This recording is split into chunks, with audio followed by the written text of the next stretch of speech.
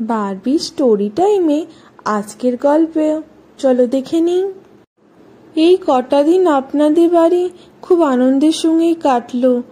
এবার আপনি আমাকে কোনো অনাথ আশ্রমে রেখে আসার ব্যবস্থা করুন। এইভাবে আপনাদের বাড়ি থাকা ঠিক ভালো দেখায় না। না মানে আমি বলছিলাম আরো কিছুদিন এখানে থাকলে ভালো হতো। তুমি এখানে আরো কিছুদিন থেকে যাও। না না অফিসার বাবু, তা হয় না। আপনি যত তাড়াতাড়ি পারেন আমাকে কোনো অনাথ আশ্রমে রেখে আসুন। দাদা ভাই, ও দাদা ভাই, তুমি এখনো মুনমুনদিকে মনের কথা বলতে পারলে না? সে তো চলেই যাবে, আর তো তাকে বেঁধে রাখা যাবে না। তোমরা তো তাকে এত ভালোবাসো, তাহলে সে কেন থাকতে চাইছে না?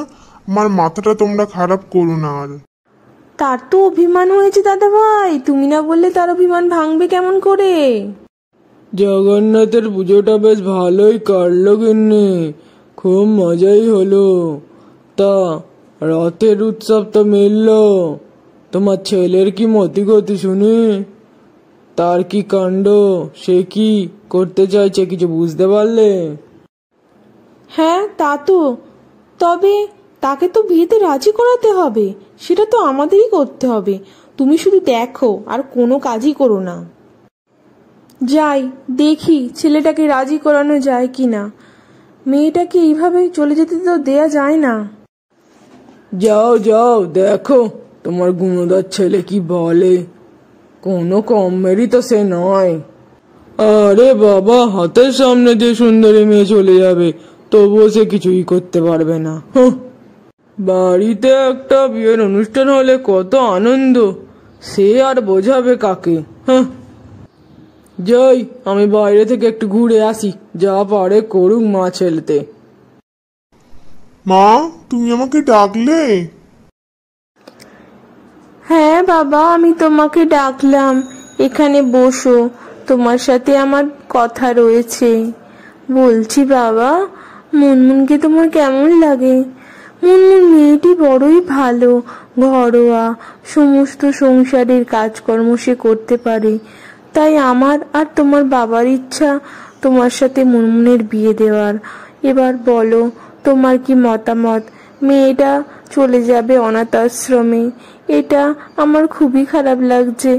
এত ভালো মেয়ে আমাদের বাড়িতে থাকলে আমাদের তো সংসারটা উন্নতি হবে। বলো, এবার তুমি যা চাও তাই হবে, তোমার ওপর আমরা কোনো জোর করব না।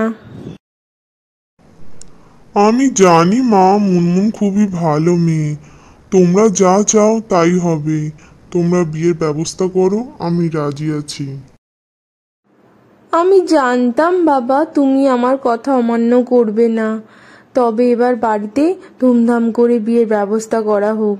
তোমার ভাইকে ডাকো, তোমার ছোট বোন আর তোমার ছোট ভাইকে ফোন করো, তারা যেন বিয়েতে এসে হাজির হয়। আর বড় সড়ো অনুষ্ঠান করব কিন্তু। পাড়ার লোক আগের বারে তোমার মেজ ভাইয়ের জন্য অনেক বাজে বাজে কথা বলেছিল, তাই এবার আমরা তাদের মুখ বন্ধ করব।